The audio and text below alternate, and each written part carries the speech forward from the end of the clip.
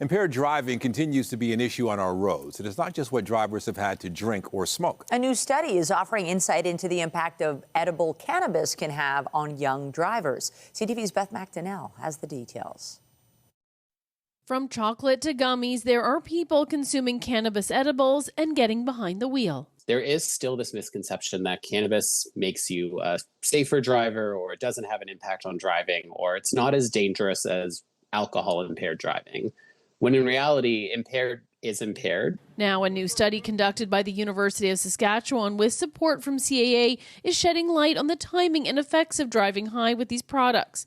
Drivers between the ages of 19 and 30 were examined after taking about 10 milligrams of THC. They got an edible in a controlled setting and were put on the driving simulator just to see what those impacts were, and then measuring that over time to see if they were driving at, say, 90 minutes, 2.5 hours, 4 or 6 hours. Were those effects still there? And through the study, we learned that, yes, those effects were there. The findings reveal as soon as 90 minutes after taking the edible, participants had their speeding control, lane discipline, and reaction time impacted. And almost 1/3 of participants using the simulator were in a collision. If you inhale it, the effect is somewhat more immediate, whereas with edibles, it can be sometimes quite delayed. Mad Canada says it's important to remember edibles are very different from inhaling cannabis.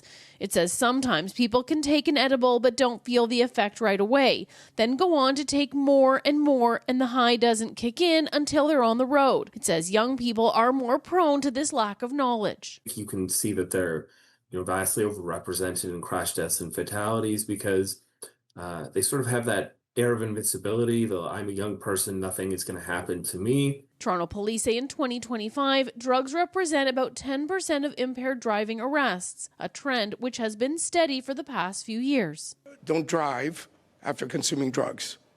Just don't do it. You will not understand the level of impairment. CAA says its own study in Ontario this year showed 20% of drivers admitted to taking cannabis before getting behind the wheel, with research pointing to the growing issue of polyuse.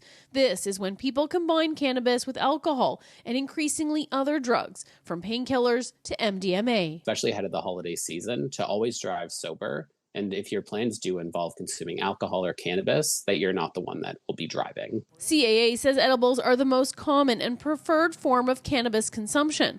It wants the education on its effects out there so behavior changes. Beth Macdonell, CTV News.